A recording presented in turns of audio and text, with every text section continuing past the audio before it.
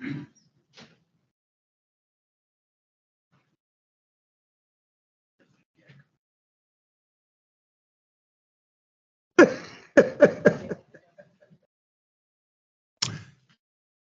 on in.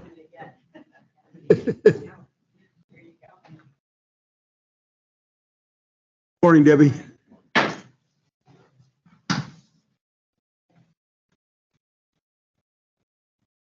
Wires. Sir, Okay, are we recording? Okay, very good. All right. Okay. All right. Our next candidate is Debbie Carpenter. Welcome. And we'd like to ask you to sort of start things off here by taking a few minutes to sort of introduce yourself to the audience. absolutely. My name's Debbie Carpenter. I've got just over 28 years in the fire service. My first almost 27 years was with a suburb of Dallas, down in Dallas, Fort Worth. So started with an agency down there, very similar sized to this one, 8 fire stations, 175 personnel. Worked my way up from probationary firefighter in 1995 to assistant chief beginning in 2018 and retired from there in 2022. Currently, I'm the fire chief of Spirit Lake Fire Protection District in North Idaho. We are between Coeur d'Alene and Sandpoint, and I've been there for about 1.5 years. And the district is different. It's very rural. It's a change from the hustle and bustle that I grew up in the fire service in Dallas Fort Worth. Or as I like to tell people, I went from 8.5 million people to 8,500. So being from Dallas, if this is a game changer, I should go ahead and say that I was happy the Texas Rangers won the World Series. So if that's going to be a sticking point, that's it. We're more interested in your football relations. Anyway, all right. Go ahead, Mark. I can't follow that. Okay, Debbie, thanks for being here today. What do you feel the role of a fire chief is? The role of a fire chief is to prepare the agency to take my place when I'm gone. It's that simple. As firefighters, we're all in this industry for public service. We're there to answer calls. We're there to mitigate problems that occur in people's lives, causing them to call for service. And as a fire chief, my job is to prepare that generation to make those calls. I am here essentially to give my firefighters the tools they need to do their jobs and to enable them to seamlessly and easily replace me when I'm gone. Obviously, that's a big ask, and that involves everything from apparatus, benefits, salaries, education. But all of that ultimately comes together where ultimately my job is simply to give everyone under my command the ability they need to do their jobs and to serve the community well. Much? Debbie, would you mind pulling that mic closer to Closer? you? I'm having difficulty hearing. Yes, Thank sir. you. How's that? Stand up and project. My grandmother used to never told me to speak up louder. This is great.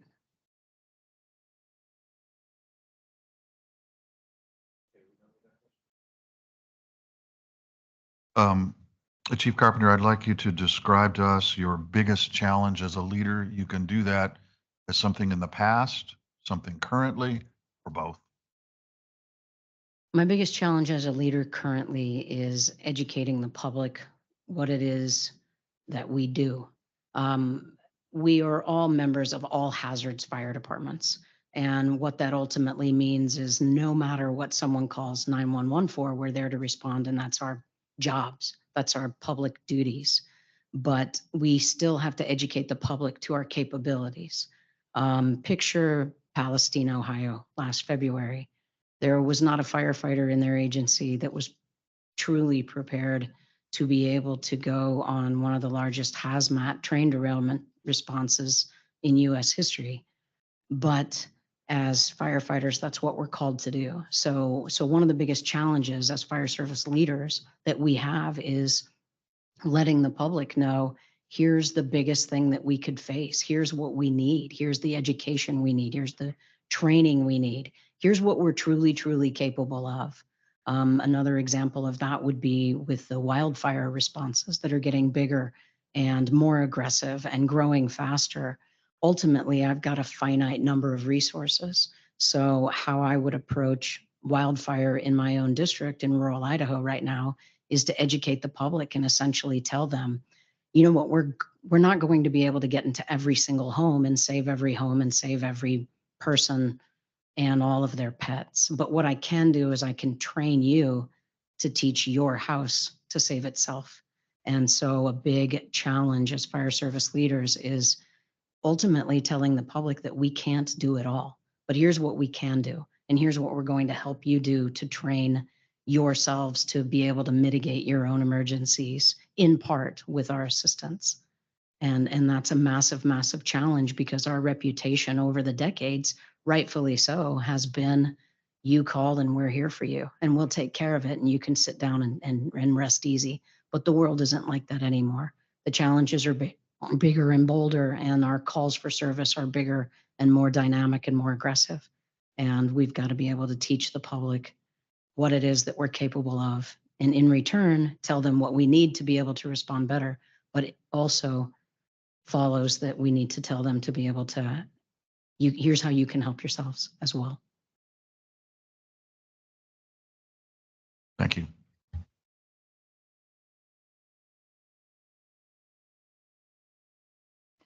What is your experience with JLM or joint labor management relationships, and how do you plan on creating a sustainable, productive relationship? Joint labor management relationships are obviously one of the biggest issues that we face in the fire service. And growing up as a firefighter, I was very, very involved in our union in my fire service down in Texas. I held various ranks and various positions in it. As a fire chief now, I recently had a labor management negotiation process where we put in a new 2-year collective bargaining agreement. So I've come at this from both sides of the table. And in my mind, the easiest way to navigate that system is clear communication. And I assure my union leaders that I recognize their 4 wants that they have for their members, which is better pay, better benefits, better working conditions, and better equipment. Coincidentally, as a fire chief, I have 4 wants for my people: better pay, better benefits, better working conditions, and better equipment. Now, what I have to do is, through open communication, show them that while we all desire to get to the other side of the table with those 4 things, we're going to have different approaches to get there.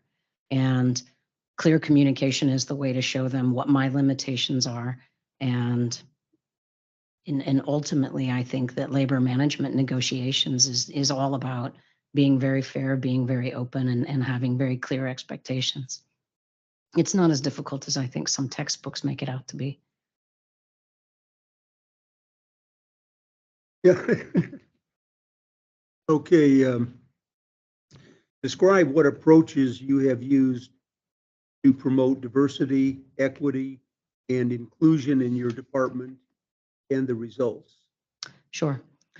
Not only do I teach DEI issues through NDRI, which is the National Data Research Institute based out of Kansas City.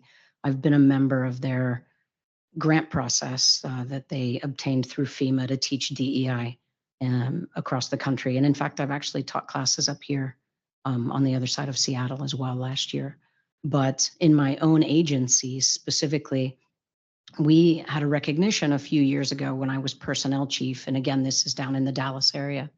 We had a recognition that we, as most fire service organizations out there, were not very representative of our communities. And that's on us. That really is on the fire service. But I think that we can mitigate some of that through better recruitment and better education. So what I did down there was I obtained a grant from a Texas insurance agency, and we held a week-long, and I believe it is still occurring, but we held a week-long mini fire academy for kids that were underrepresented in fire and emergency services. So what that means is I obtained the grant. I basically told the insurance company, here's what we want to put on, here's the goals of it, and give us money. And luckily that approach was successful and they gave us money. And I went to the high schools, the local school district, and all students, when they come into high school, take an aptitude test of sort, where they are able to show these students as ninth and 10th graders, here's some areas and fields you may want to consider getting into, because you've got strengths and talents that really play a part in this type of job career and opportunities for growth. So I went to the career and college readiness counselors in the local school district and said, can you identify students that are suited for public safety based on these aptitude tests? And they said, absolutely. We've got 46 students, say, that are slated, that they show that they have a great aptitude for public safety and for public service. And I said, great, we want to start a mini fire academy for students that are underrepresented in fire and emergency services. So think women, think minority populations, that while women may be 50% of the US population, we're only about 4% of career paid firefighters in the United States. And so I said, could we then identify the students in this program that may be suited for this week-long summer camp? So we had the students do essay applications. We talked to their parents. We talked to them about the goal of the program, and we ended up our first year with 18 students, all of which were from underrepresented groups in fire and emergency services. Now, that was only 2.5 years ago. So I would say that the results are not yet, available. So what our hope is as these students then get introduced to the fire service, they had an amazing time. There were a lot of tears actually at our graduation ceremony on Friday afternoon, where each student stood up and told the rest of the class what it meant to them, what they learned that week, the processes that they were able to successfully navigate, and how much it meant to them. But our hope is that what we're doing with a program like that is introducing the potential to a bunch of kids that have never before seen themselves reflected in public safety in their community, that they recognize now that they've got the ability and the want and the desire, but more importantly, they've got the ability to be able to achieve a goal like that. So it would be very, very interesting study to go back 5-8 years later and see if any of those young students have gotten onto their local fire department and essentially become the hometown heroes that the goal of that program was for. So that's a specific thing I've done with my own agency in the past. And then in addition, I teach DEI across the country. Just a quick follow-up to that, Chief. Yes, sir. If I have a sense of the community around Spirit Lake, probably not particularly diverse. However, I would imagine 50% of the population is female. Mm-hmm. What's the percentage of females in your department, and what are you doing now? I know you've only been there a relatively short time, but what's your sense about what needs to be done? You haven't already initiated it in regard to increase Right. women, women in your workforce. Yes, sir. I have no career firefighters that are women in Spirit Lake workforce. I have none. What I have done is already done 2 career days at the junior high and the high school, going in to talk to students there about what it's meant to me to be a firefighter over the years, what the sense of fulfillment I've gotten out of it. And I'll tell you pretty frankly, most of the area in North Rural Idaho had such a strong history and tradition of volunteerism prior to my getting there. We are fully career where I am now, but prior to this time, we obviously had volunteers. That I've actually seen a lot of the agencies around me have a higher percentage of women in their ranks than 4%. And I think that is due, and it's a testament to the volunteerism that traditionally there are higher numbers of volunteers that are women. So my plans for increasing that in the future is just to continue to do outreach, to continue to show my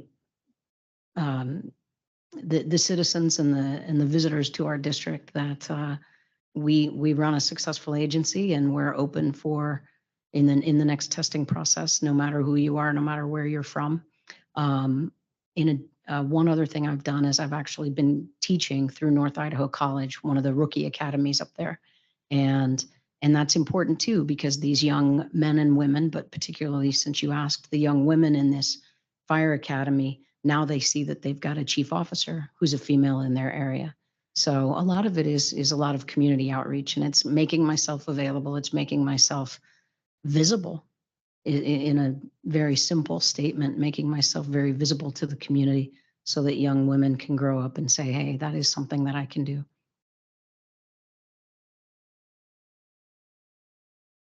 Along that same questioning, mini academy, what, Yes, sir. a week-long program, Yes, sir. Monday through Friday. then what happens after they graduate and stuff like that? Is there any, they connected, hopefully long, or date them towards? Right. program? Well, they were minors. So to have an actual physical contact or connection afterwards would not have been appropriate.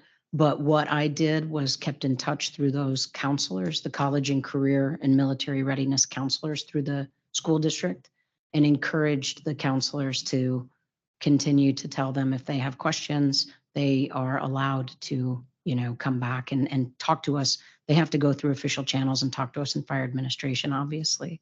We did have one young lady who came back as a, not a true intern, but sort of a city intern system where she came in and helped us develop some fire and life safety initiatives for a college credit type of class while she was still in high school.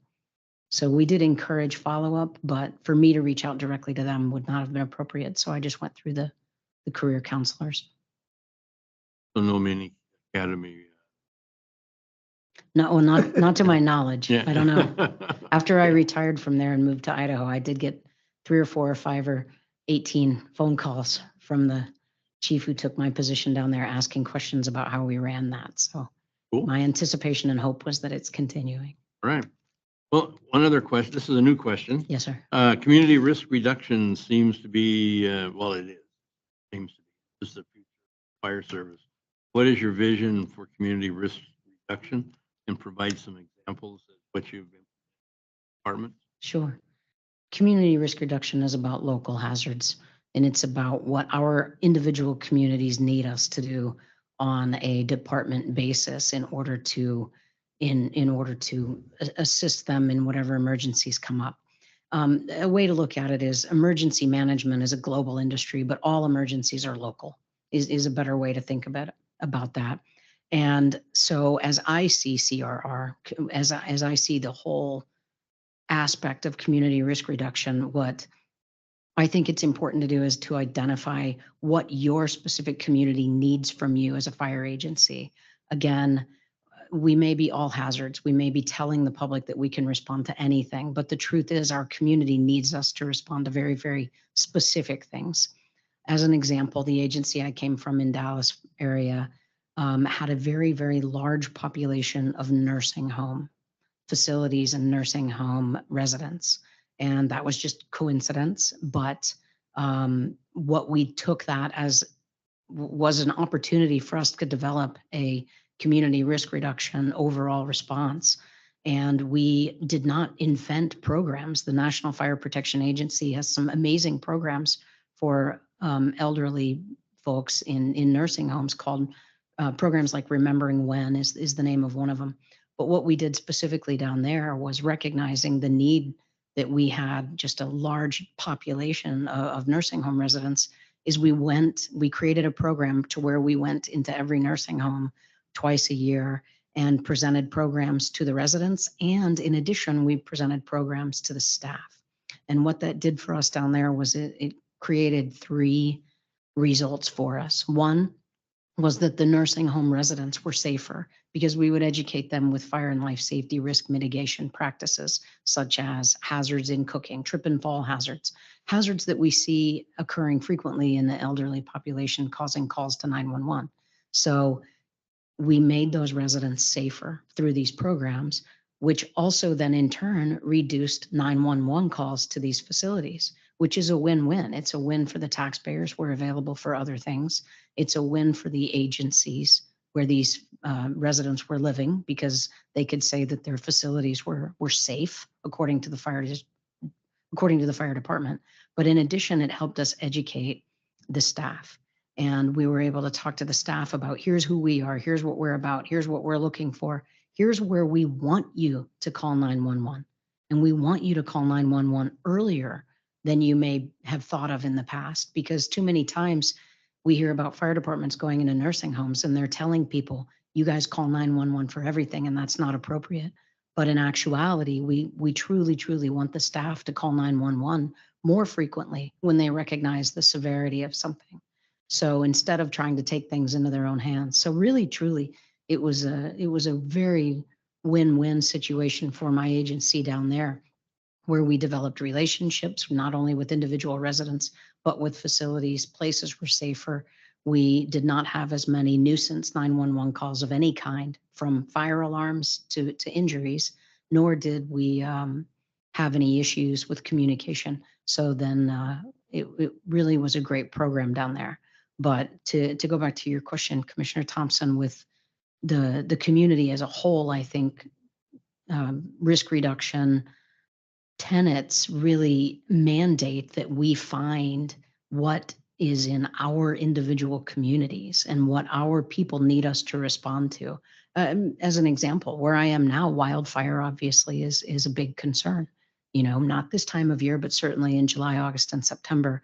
And so my community risk reduction up there in rural Idaho is built around going to HOA meetings, going to Grange meetings, educate people about, again, how to harden your home, how to make your home fire safe, how to train your house to save itself in the course of a wildfire. Whereas here in closer to coastal Washington, the situation is going to be community specific. So yes, CRR is this huge buzzword. It's this big thing for the last 5 years or so. And I was over community risk reduction in my agency in Dallas, and I've done a lot of education on emergency management and mitigation, but it becomes very, very community specific. Mark, I want to ask a follow-up question on that. Yes, sir. So if you came here based on what you know of South King, how would you organize it? How would you resource it? What do you think is realistic The first and needed? I yes. know you haven't done the identification. Right. We haven't either. But what would your approach to the organization of that program be? Right. Does that make sense? Yes, sir. The first way to organize it is through NFIRS, the National Fire Incident Reporting System. Let's look up the type of calls we make. I mean, we all know that nationally the fire service say 75% is medical calls, and so many is fire and so many is that. But the NFIRS systems actually allow us to get into the weeds of categorization, and we can see, are we going on how many heart attacks? Is this a community to where we need to focus more on CPR and AED education? Are we going on a higher number of car fires? Is this an area where we need to focus on teaching people how to just care for their own apparatus, And so the first and easiest way to organize this is by types of calls. And NFIRS allows us to, the NFIR reporting system allows us to get into the weeds on that. And then following an identification of type of calls, I think that the public knows what they want from us. I really do. I think that the easier said than done, certainly, but through a series of public communication and talking to people in this district, we need to know what you expect from us. I want to know what you want from us. The days of saying, I'm going to wait till there's a fire and call 911 and you're going to be there, those days are gone. It's a lot more proactive. What the public may want from us would be a fire safety program for teenagers. What the program may want from, what the public may want from us it could be anything, but I think asking them what their expectations of us helps then direct community risk reduction to our specific area. I think you described the what pretty well, but my Mhm. question may have led you astray. What I was really trying to get at was the how, based on what you know of our organization. How would you accomplish what you just described organizationally? Right. What would you create a new division? Would you put it in an existing division? Where would the resources come? I think that the training division can certainly take care of any training that we would need in order to respond to area specific calls better. Have a training division. Remember, we're part of a consortium. Yes, sir. Then what I would do is recommend that I would recommend that we formed a list of the training that our firefighters would need in order to answer those calls for specific types of service, and see if where we would need to tighten our belt in another area in order to be able to train in this one. I think that we certainly have the staffing and the capabilities and the people. We've got the numbers to respond to anything that the people in the community need us to respond to. And specifically, let's just pretend that would be, let's go to the easy example. Like I said, say that we've got a large number of heart attack calls that we go on. Well, we need to train the public in CPR and AED use. I would look at what our overtime budgets are, and I would see if we have any firefighters that are willing to teach CPR and AED classes on their off time. If that's not possible, do we have light duty staff that I can make CPR educators through, say, American Heart Association, and be able to hold more CPR classes for the public? So as a specific example, without knowing exactly what that data would show, I think that we would be able to use our own personnel in order to teach the public. I mean, in tiny Spirit Lake, Idaho, I teach about 10 CPR classes a year myself. So I think we'll have the ability and the capability to answer that. Thanks for the clarification. Yes, sir. Okay, this is something that I've been thinking about for quite a while. Is please describe your management style and what is your problem-solving model? Okay. Yeah. My management style is very open door. It's very, let me help you achieve what you want. What I do currently is I sit down with everyone who's a direct report to me annually, and it's not a traditional annual evaluation. It's not a traditional check the boxes that say, is this person performing up to these standards? What it is instead is a conversation. Where do you see yourself now from last year? What are your goals for this next year? What is your passion in the fire service? Everyone has a why. What was your why for getting in to begin with? Is your why for staying in the fire service the same reasons as it was 5, 10, or 20 years ago? And that conversation then leads to, what are your goals? Not just hopes and dreams, but true concrete goals. What are your goals for this next year with our organization, and how can I help you achieve that? And so when you say management style specifically, what I do is I try to encourage everyone who's a direct report to me to achieve something in this next year. I'm not talking necessarily promotions. It could be, you know what, I now have a passion for emergency driving, and I'm going to become an emergency driving instructor for our organization, and I'm going to be able to use that to better our own organization and myself for the future. And so my management style is very hands-on as far as conversations go, and I have a lot of expectations for my people to be able to tell me, here's what I want to achieve, and then in return I will do everything within my power to help them get it. And we will have a follow-up conversation the next year. Everyone knows that we will have that follow-up conversation that starts off with, how far down this road towards these achievements are you? Have you had the ability to get to where you want to go based on our conversations last year? If not, what were the roadblocks? What can we do to get over those roadblocks? If so, do you have something else that you want to do? So as far as just overall everyday management, it's very open door, it's very conversational, and it's very focused on helping people grow in their roles in fire and emergency services. Now, that's not to say that I am not willing to discipline. I was personnel chief for a long time and currently fire chief, and if things need to be handled, they need to be handled. So, and I apologize, Commissioner Thompson, you said my management style, and then the second half of your question was? Oh, right. Gosh, I think it depends on the problem, right? Certainly if we've got a problem that actually involves legal, then I go through our agency's attorney and get all the information that I need to that attorney and seek legal advice. But if it's a problem that's handleable by them, by the individual people, then I encourage them to do that. You know, if it's a problem that comes to me that only I can solve, say we've got someone in the public with an issue with some of my personnel after a call, then again, it's very conversational. I'm going to make an appointment with those people, and I'm going to sit down with them, and I'm going to talk to them about what upset them and what I can do to help create an environment to where that won't occur again. And so again, it seems kind of trite to say problem-solving model depends on the problem, but it really does. I think most problems can actually be handled on a pretty personal level pretty easily. Thank you. Hey, we've just got a couple of minutes. Yes, sir. Last follow-up calls? Or anything you'd like to add? No, sir. No, I appreciate everybody's time. I know this is not a fun Saturday necessarily, but I've had a good time. It's all good, right?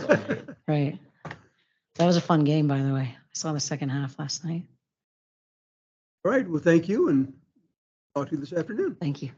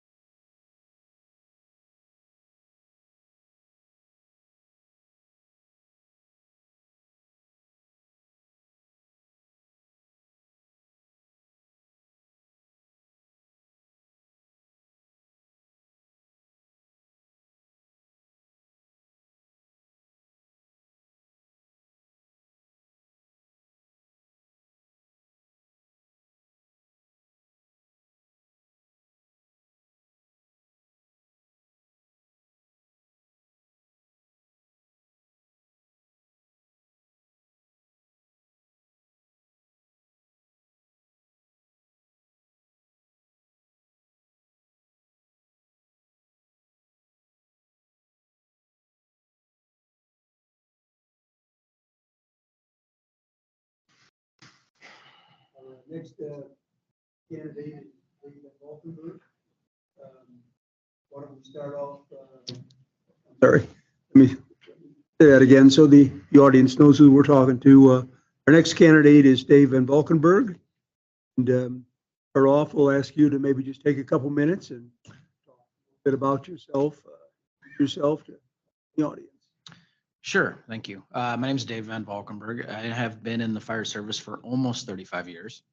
Started my career with the city of Bothell, worked through the ranks through the city of Bothell all the way up to battalion chief, and including a short term as the acting deputy chief of operations. When I was in Bothell, I had the opportunity to volunteer to go into the fire marshal's office. I spent 2 years in the fire marshal's office. And because of that training and that experience, I was able to work for the city of Kirkland for a short period of time. While I was a Bothell firefighter, I was also working as a contract fire inspector for the city of Kirkland. So that experience opened another door for another learning opportunity and another experience. After being in Bothell for quite a while, I took a job with the city of Kirkland as a deputy chief of administration, which was a unique opportunity because it was, my career had been pretty operations focused, pretty heavily into, doing the firefighter stuff. And so moving away from doing tech rescue and firefighting and some of that and moving into an administration position was a unique opportunity because I got to do the things that I had never really practiced. Budgeting and Excel worksheets and managing construction projects and working on city projects. And so that 5-year window was a unique opportunity for me as well. Got to do some amazing things and work with some really amazing people and do non-traditional firefighting things to kind of add to my skill set a little bit. In that same window, I finished the Executive Leadership Academy from the Foster School of Business, which was another unique learning opportunity. And then about a year and 3 months ago, I came down to South King to be the assistant chief of operations.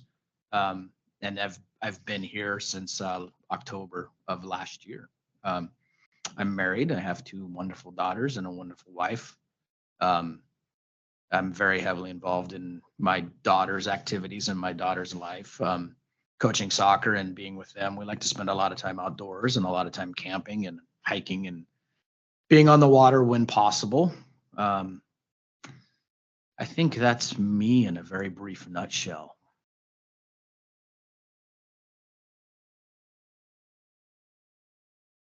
Okay, buckle up. Here we go. Chief, what do you feel is the role of a fire chief? It's a multifaceted role. I mean, it really varies depending upon the day, the context, the topic, what specific issue you're dealing with. But I think primarily the role of the fire chief is to be the voice and the face of the fire district and be out to be able to articulate the message to the community of who we are and why we're important. Sharing with the community how we can help them and how we can partner with them and how can we represent their needs and help them find an avenue to a better quality of life. Another part of that is really internally, your role is to be the person that advocates for the firefighters and advocates for the fire district. What is our appropriate level of service? What is our staffing? What are the resource needs that our firefighters bring to the table? Because you are that primary point person. So you're the external voice, but you're the internal voice as well. How do you represent yourself to the board and how do you represent the needs of the firefighters? Because I was just reading a very interesting article and basically the context of the article was if you have dissatisfied or unhappy employees, you are going to give poor customer service. So that internal environment starts with the fire chief. That internal environment and how we set our culture and how we set our expectations is going to directly relate to how we interact with the public and the quality of service that we give to the public. And we do a great job here at South King of giving good quality service, but that doesn't mean we don't have room for improvement. So external, what is the fire department? How do we help you? How do we meet your needs? How do we meet you where you are? And then internal, how do we advocate for those things that we need to the Board of Commissioners? And then lastly, you're the role model for the culture. What is the culture of the organization? That falls on the fire chief. So if you want the culture of the organization to be inclusive and embracive, and you want people to feel like their efforts matter, and you want them to know that they make a difference every day when they come to work, that starts at the top, right? The buck stops with you.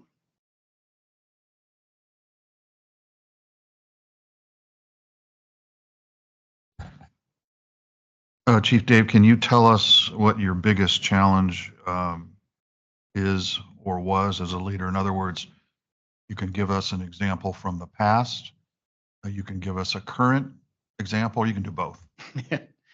Well, I think part of challenge of being a leader is that every day it's a challenge, right? Being a leader within an organization, you have to be really consistent in your behavior. You have to be very persistent in your messaging, because not everybody just follows you because you're there, right? And so it's being very consistent in how you present yourself and being the same person day after day. And I may not be having the best day in the world, but that can't influence how I treat somebody or how I interact with somebody. They still need that leadership qualities out of you. I think one of the biggest challenges for me specifically here at South King is we have so much to do that it's very easy to get lost at the task level. It's very easy to get lost in meetings. It's very easy to get lost in having to get work done.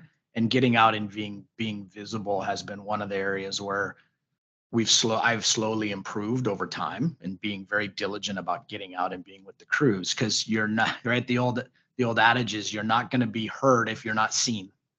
And so getting out has been one of the challenges. I've got a few leadership challenges or mistakes or missteps in the past, and most of them come down to one kind of key element. I was a young firefighter. I got promoted to lieutenant. I got no leadership training. Then I got promoted to battalion chief. I got no leadership training. Then I was an acting deputy chief, and I got and provided no leadership training. And that's a common theme in a lot of folks' fire department careers. And so a lot of my leadership skill that I have now, unfortunately, has been learned through trial and error. That I did this in that situation. Oh, that worked awesome. That was cool. And then I did the same thing in a different situation, wrong context, and it didn't work, and it blew up in my face, and it left a mark. And so a lot of my leadership challenges have just been that trial and error that we had to go through. And then at one point I finally woke up and got a little bit smarter, and I went to school. I went to college, and I got a degree in leadership and focused on what is the actual science behind the art of being a leader. To your specific question, Commissioner Berger, a good example of when I failed. But one of the things that happened early on here at South King was there was an issue with ESO reports. There was an issue with documentation. And rather than proactively communicate what needed to happen, because I know ESO fairly well and I know how to manipulate ESO, I went into ESO and I turned a whole bunch of buttons on, and I made it so the firefighters had to check those boxes on the report. But I didn't go out and give the why to the adults that work here. I didn't go out and give the why to the people that I just impacted their lives and made it harder for them to complete their reports. I know how to change the system. I'll change the system. And I never communicated to anybody in the organization. And that seems like a small thing, but when you're a new employee in a new organization and you haven't really established yourself as a credible member of the organization, and you just start making things harder on the firefighters, you can well imagine that didn't go over very well. Thank you, Dave. What is your experience with JLM or joint labor management relationships, and how do you plan on creating a sustainable, productive relationship? I've been fortunate enough to be at JLM on both sides. I've been part of labor management from a union standpoint as a union executive or as a union leader, and I've been fortunate enough to be on the administrative side as a deputy chief and an assistant chief. And so I've through the years, I've got a fair amount of experience being at JLM. I would say the biggest thing for improving the relationship, and I'm talking somewhat specific South King in this instance, is reestablishing those lines of communication, clarifying some ground rules and some expectations on how we're going to treat each other in those meetings and how we're going to communicate, clarifying some expectations on how we're going to make decisions or how we're going to track decisions, clarifying some expectations on what are those things we are going to talk about at JLM and what are those things that we probably should wait and not talk about at JLM. Because occasionally there are topics that come up that might not be perfect for public consumption just yet. Maybe we need to have a conversation ahead of time. I think that mindset has played well currently at South King. We've seen a dramatic at least in my opinion. We've seen a dramatic improvement at JLM in actually getting work done and making decisions. And last JLM meeting, we actually crossed 5 or 6 things off the agenda that had been there since I got hired. So that process has worked for me so far, and I plan on continuing that process regardless of where I am in the organization. That mindset of investing in JLM matters, because one of the best byproducts of joint labor management is having a conversation about a very small topic and solving it versus having a conversation about a grievance or a ULP or something else downstream, when we could have talked about it here and solved the problem collaboratively versus fighting over the answer later on.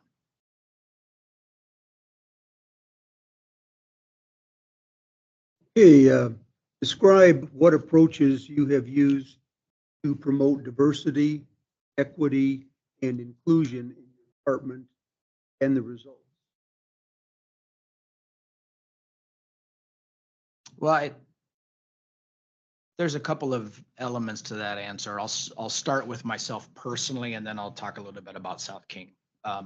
Myself personally, since the inception of the committee, I've been on the King County Fire Chiefs Diversity and Inclusion Committee. And that group has done some really great work with open houses and avenues to testing and practice interviews and removing some of the roadblocks for folks to come in. Along with that, we've addressed recruiting efforts all across King County. So Zone 1 and Zone 3 and Seattle have started to adopt some of the practices in recruiting. If you go on the King County Fire Chiefs website, you'll see there's a toolbox. There's a document called Toolbox for Recruiting and Toolbox for Diversity. And those are tools for fire chiefs and departments to employ within their organizations to help not only with recruiting, but also how do we change the perspective in our organization that we embrace new folks and we embrace people that might be slightly different than us? Because it's one thing to hire somebody and say we're hiring somebody to be inclusive, or we're hiring somebody to increase our diversity and match the community, because we understand all the benefits of doing that. But if we bring them in and then we isolate them, that's pretty counterproductive. And that doesn't work well for that person that you hired. So that toolkit not only focuses on how do I outreach appropriately, but how do I talk about my culture within my organization, and how welcoming am I? How willing are we to open up our blue border, so to speak, a little bit and bring somebody in? So that was an immense amount of work. I'm very proud of that. And that work was based off of a statewide survey that all the fire districts in the state were invited to complete. And it was very targeted, not only at a large municipal department, but it was all the way down to the small fire district in Eastern Washington. How do you have that conversation about diversity? How do you have that conversation about valuing other perspectives? And how do you connect the dots? So that's one area where I've been heavily involved, and that has translated into being part of the state fire chiefs board and doing some of the work with the state fire chiefs on, providing avenues for departments to get training for their internal personnel, and how do you bring folks forward within your organization so then they can go out and be champions of their departments in their communities. Here at South King, we are very fortunate. We have a really good inclusion program. We've invested resources, we've gotten a grant, we've done some really good work. Our ambassadors have done really great work inside the department and outside the department. We've had internal training to try and address those perspective issues within the organization. I would say that, another part of that is we have started to reach out to outside the community and start to show them that, hey, you don't have to be a firefighter to be a member of the fire department. You can work in finance, you can work in logistics, you can work in fleet. So that outreach and making it broader than just being a firefighter is a big deal. I'll go back to something that's very interesting to me, is that when I volunteered for the King County Fire Chiefs Diversity and Inclusion Committee, I kind of didn't know what I was getting into. And a very clear byproduct of that to me is I'm a much better leader, because it forced me to look at my own perspectives and it forced me to look at my own bias. And so, when we interview people now, I'm much better at looking at the person as a person and not the person as a female or as a person of color or something along those lines. That change in my perspective has made me a better leader and has made me open to different hiring practices. And if you look at the group of 8 we just hired, if you look at Chief Deffenbaugh, that I think those are byproducts of my open mindset, that I've embraced the idea that there are people out there that are qualified to do the job that don't look exactly like me. Can I do a follow-up on that? Sure. Chief, you mentioned that the Chiefs Association Committee developed some resource materials. In terms of artificial barrier removal, physical agility test and that sort of thing, can you tell us what was identified and how it was implemented to the best of your knowledge? I mean, did it really result in removal of barriers in departments, or did it just sit on the shelf and not be used? No, I think it's been used. Can you give some examples? I'll use the King County Fire Chiefs open house as an example. So when I was in Kirkland, I hired a young man who came to the very first open house in the city of Bellevue. He worked for Bellevue PD in the records department. He was curious. He saw the sign and he came to that event, learned about being a firefighter, learned about the process, learned about the oral boards and the day in the life and the CPAT. He learned about all those things. A year and a half later, we hired him in Kirkland. And we just had a meeting because we have an open house coming up on the 16th of December, and some of the South King folks are participating. They're presenting in that event. And in that meeting, 2 other chiefs recognized that they had hired employees that had gone through that program. And we actually are now tracking that demographic. So we track who applies, who comes. We're now tracking, did you come and did you get hired? So that we can start to see if we have the efficacy we want. So I would say, yes, it's working. It's not perfect. Written tests are still a roadblock. The cost to take the CPAT are still a roadblock. But we are making incremental progress. But physical barriers that are artificial, that really are traditional, but aren't really directly related to the job anymore. So there's 2 elements to that. One is making sure folks understand what are the physical requirements and what exactly is entailed, because in the fire service, we've lost a lot of our volunteer programs and we've lost a lot of our cadet programs. And so people are coming to us without a good understanding of what it actually takes. And so that the CPAT and the physical fitness nutrition component has been stressed more and more, that if you want to do this, you do have to be able to do these things. Now, there's an element of that we've also fixed in that, the whole idea that you have to be 6'4". There's, taking care of breaking down some of those barriers. And that's that internal component we've been talking about within the organizations is, I'm not 6'4", but I can do the job.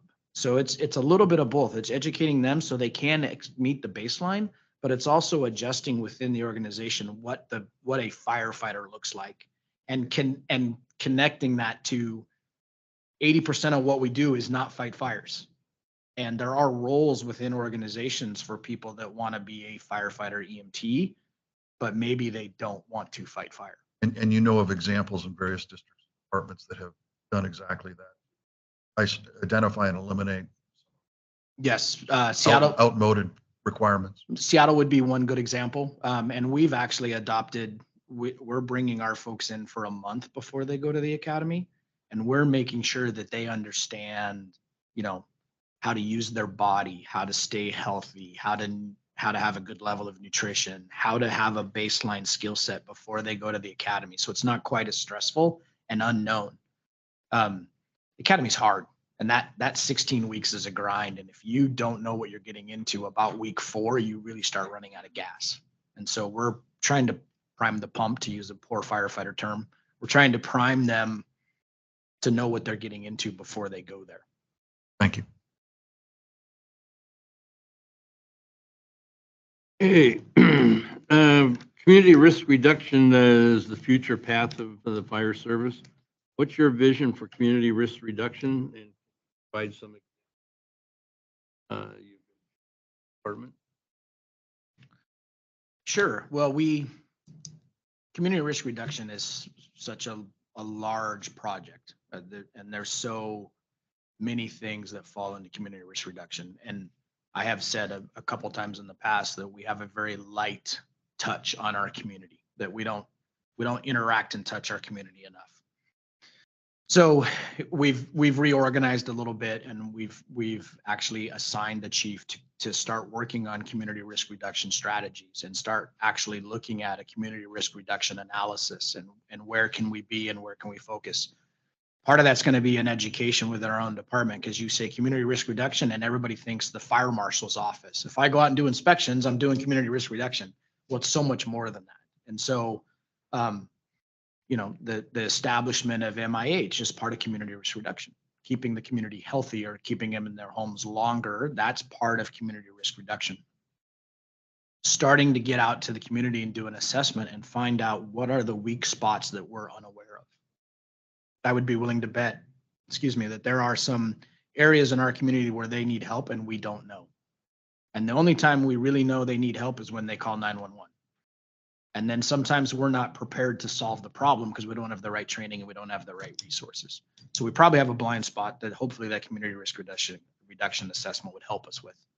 The other part of that is that we actually need to get out and understand the community's desires for their fire department, because I would be willing to bet the average person in our community doesn't understand how the expectations of the fire department have evolved over time.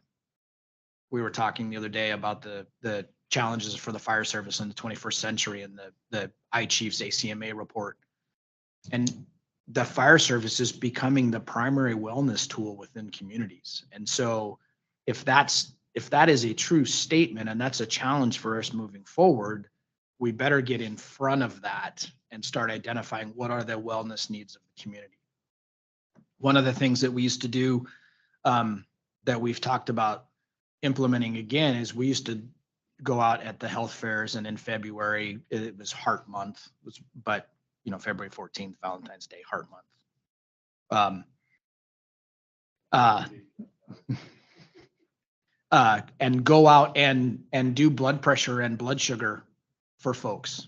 And do you know what your blood pressure is? Do you know what your blood sugar is? Because blood pressure and sugar, right, are two of the indicators of comorbidity factors. And so then you could say, hey, your blood sugar is pretty high. You should probably go to the doctor and get a checkup. Or your blood pressure is really high.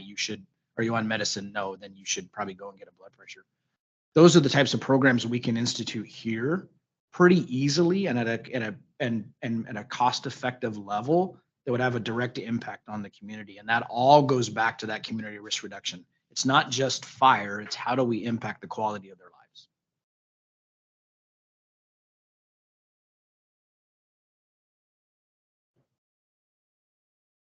Okay, you got another one. Could you describe to us what your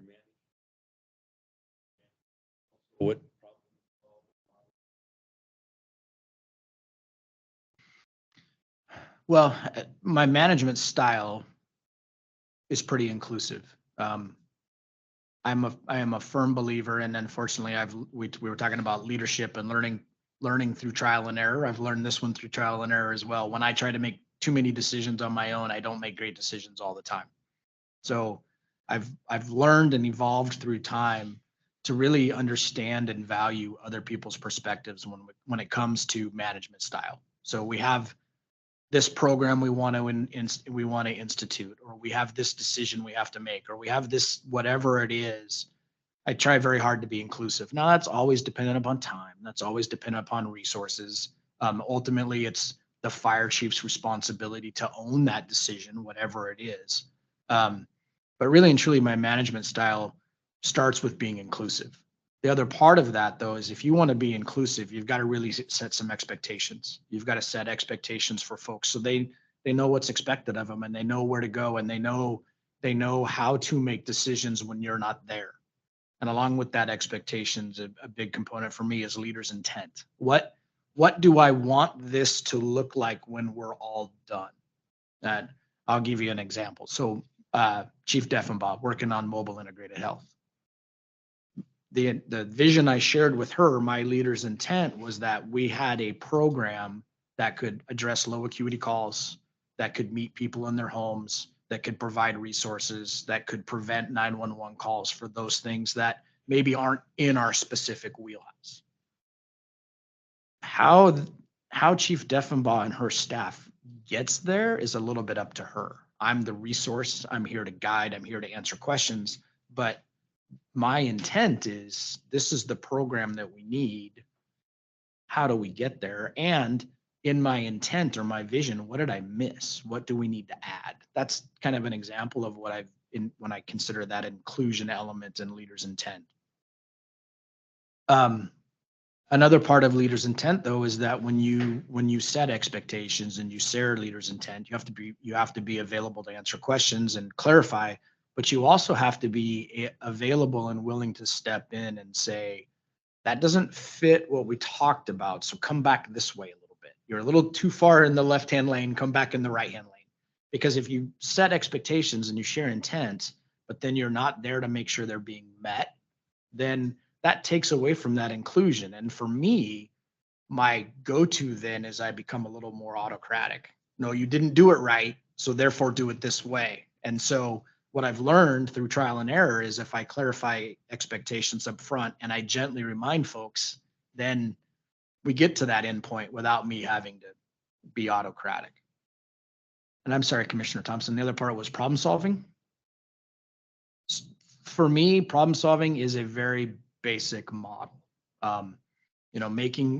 Defining the problem, but doing my due diligence to define the problem. Who can I ask for more clarity? What document can I read? What data can I research? What can I get? What can I look at to make sure I'm actually addressing the right problem? But human beings, we have a tendency to quickly identify the problem and then quickly jump to the solution.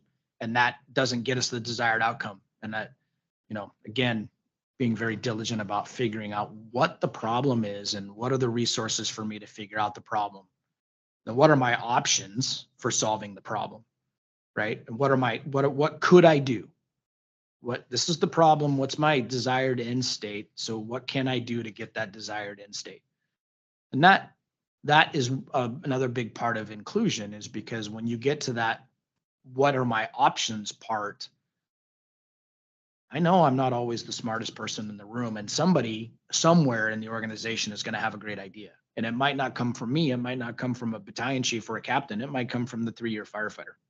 And so when appropriate, when time allows, when the scope is there, right, getting input into that problem, and then selecting the option, put the option in play, and then evaluate the outcome. Did we get the desired outcome? Did we end up with unintended consequences? So the problem solving part for me, the process is very similar.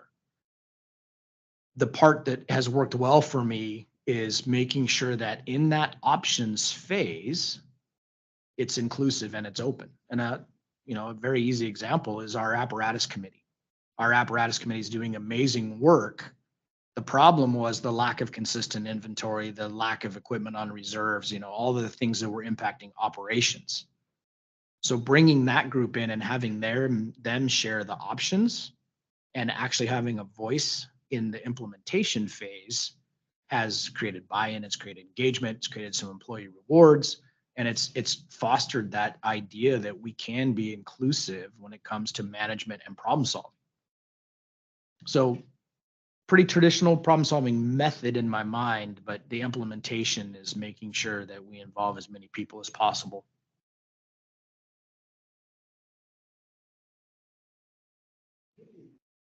We've got maybe just a minute or two. Any follow-up questions? Before we conclude, anything you'd like to add? No, I don't think I have anything to add at this point other than just thank you. I know it's another long interview day. I know how valuable your time is, so thank you.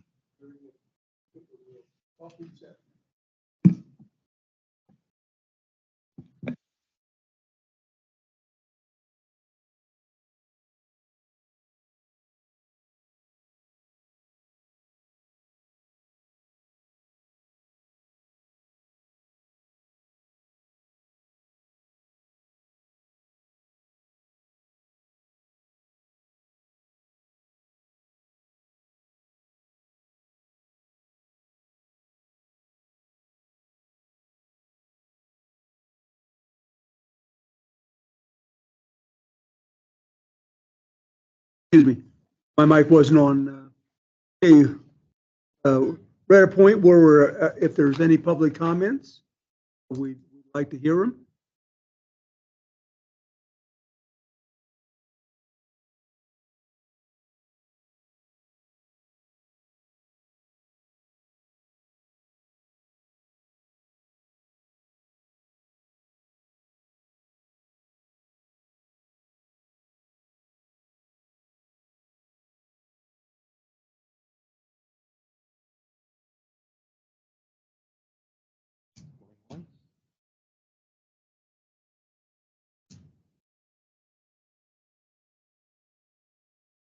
Okay, no public comments.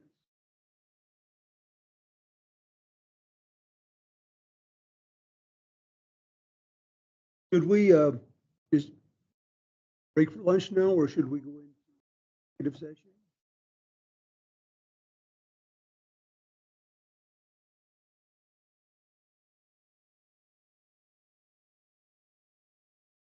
All right, at this point, the board is going to adjourn into executive session for RCW 42.30.10.1G to discuss the qualifications of applicants for public employment. Action may or may not be taken after the executive session. We anticipate that the executive session will last till approximately 3 o'clock. If we need more time, we will end. At this point, executive session.